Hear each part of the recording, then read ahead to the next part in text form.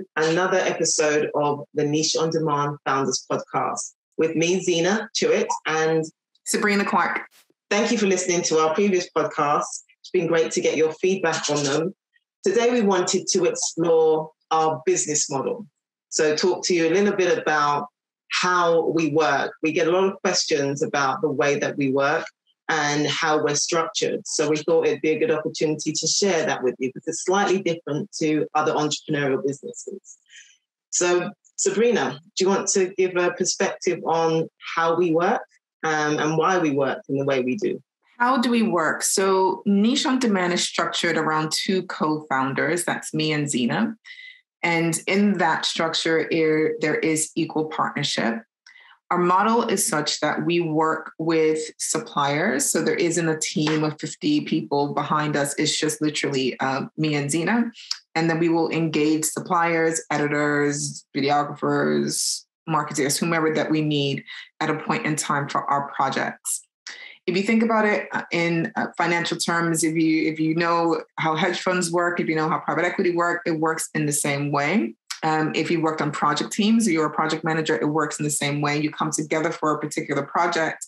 And once that project is done, everybody goes their own way, except for the people who are there permanently, which in this case would be me and Zena. Sitting alongside that, one of the things that we agreed up front was everything would be split 50-50. So in terms of the decision-making, in terms of the shares of the company, everything is split down the middle. Because we're both Black women and it's split 50-50, we're majority owners each of the company itself.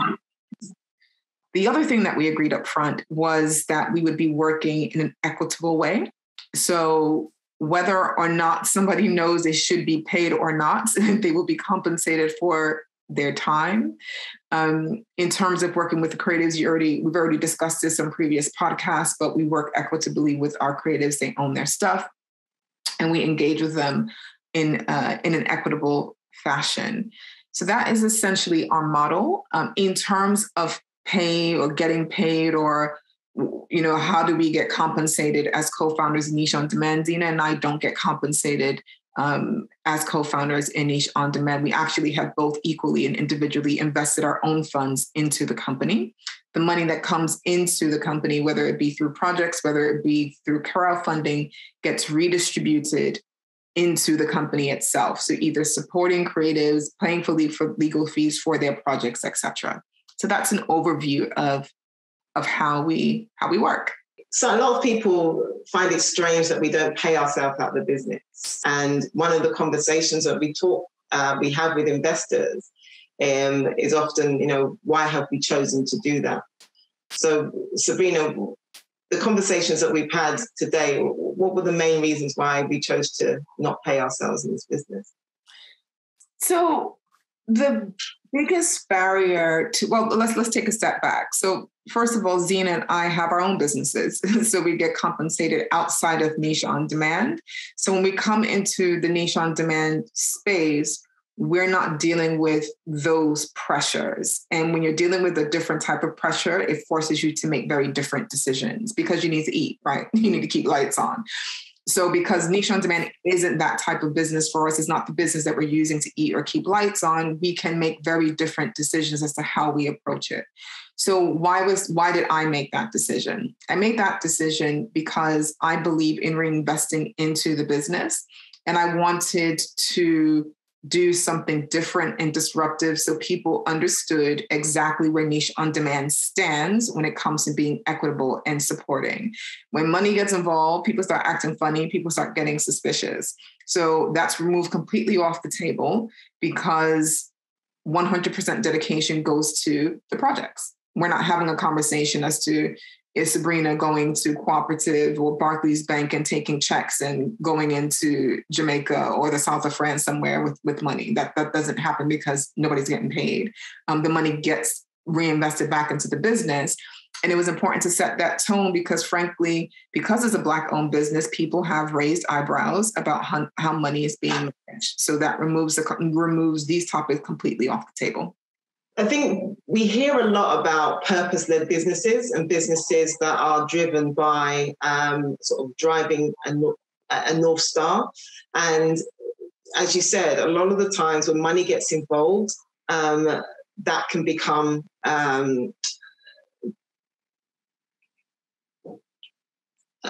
muddy. The waters can become muddied around that.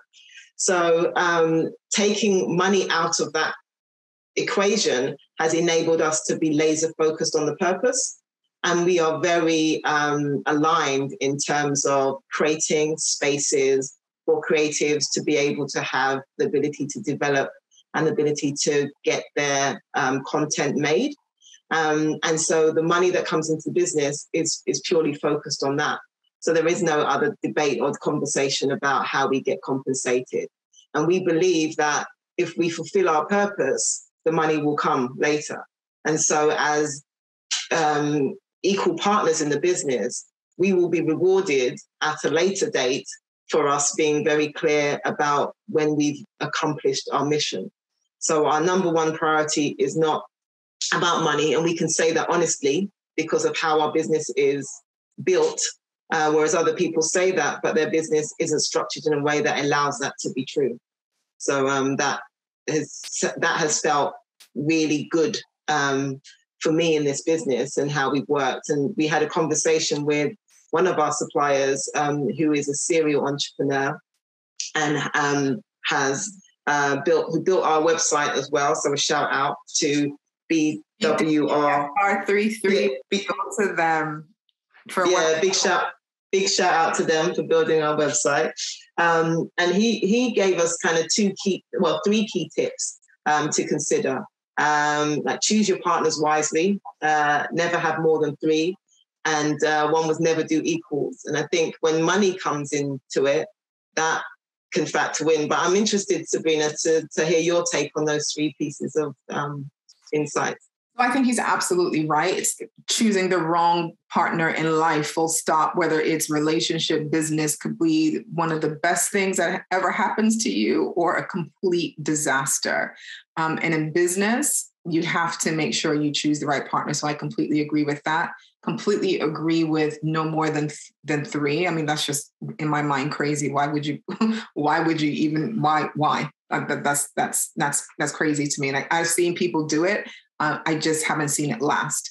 And so why you would have more than three, and also in a co-CEO Trinity situation is also very, very weird. That speaks to me. When you're dealing with more than two individuals, somebody has to assume different positions. Like it just doesn't work. Structurally, it doesn't work. It doesn't make sense.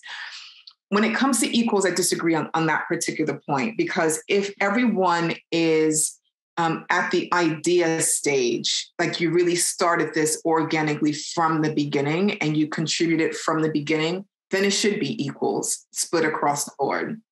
And we've seen when it's not equals. I mean, Facebook is a perfect example of what happens when you go down a co-founder relationship is not split across the board, but everybody was there from the beginning. Now we have lawsuits, people suing each other left, right, and center.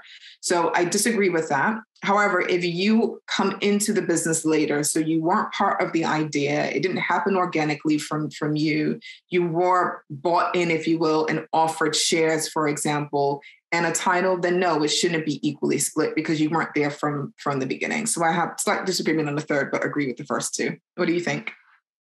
I agree. I've lived the partnership of three, and it doesn't work. Partnership of three. Right. It doesn't even make sense. Right. I mean, like you said, if you equate it to relationship, who's happy to be three in a relationship? With polyamory. Well, actually, so no judgment. No judgment here. If that's your thing, do you? But even as the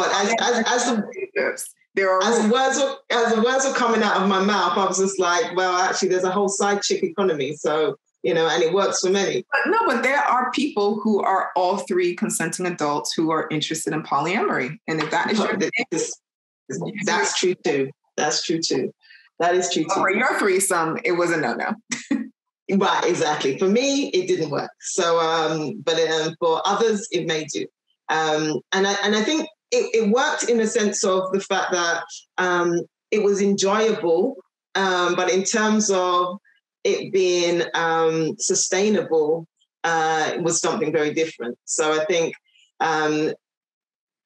if it's a passion project and a community endeavor, that's one thing. If you really want it to be a business endeavor, then I think that 3 or more can be challenging, because essentially in some contexts, somebody's going to become an employee rather than actually a true partner in that situation, depending on how it's structured. And to your point, I agree that it's difficult to do equals when it's more, because just the nature of the dynamic, as I found that some people have the ability to input more than others. And as much as it takes a lot of ego management and self-management to not, take that personally or feel that, one person's doing more than the other. I think in a partnership, it's just very clear how the collaboration element of that works. For example, Sabrina and I will have a conversation and I may say something in the conversation and Sabrina finishes the thought of that, and then that culminates into the idea, or vice versa. Sabrina will say something that triggers a thought, I write it down and share that. But the whole process of that ideation is a collaboration and a partnership. So in our partnership, it's very difficult to separate the value that each of us bring to create the whole piece. So essentially that's the essence of our business model and our way of working. Have you got any closing thoughts, Sabrina? I don't want closing thoughts, but I noticed you didn't ask the question about narcissism, and I think we should address that question. Okay, let's rewind. Let's bring that back. So you want me to pose the question? Rewind selector. Okay. So do you want me to phrase it in the way we had the conversation earlier? Plain. Okay, let's drop it. So I was saying that in a conversation with my husband this week, we were talking about narcissism and whether it has evolved in the characteristics of Black people based on our historical context. And are we more likely to be narcissists and bring that into business situations? And because we hear a lot of stories of how in particular, maybe this is just the lens that we're seeing it through, not to say that this doesn't happen in other cultures, that a lot of Black businesses are not sustainable and they fall apart. And part of the reason they fall apart is the relationship piece and the partnership piece. So the question is, are Black businesses more susceptible to narcissistic partners, and as a result, more likely to fail? Big question. I want to make a controversial statement, and I want all the smoke on this controversial statement. So I don't think that Black people are more prone to narcissism than any other group of people. And yes, in Black businesses, there are some individuals. Everybody wants to be in charge. Nobody wants to serve. Nobody wants to follow. Everybody wants to be in charge in some businesses. My controversial statement is this, and I stand by it. I think Black British people of a particular generation and Black American people of a particular generation, and insert any ethnicity underneath that you want, are prone to narcissism because of how they've been socialized, either through colonialism or through institutional chattel slavery or racism. I think that's very time-bound, stamped around those two groups. That's not representative of Black people as a whole. Said what I said.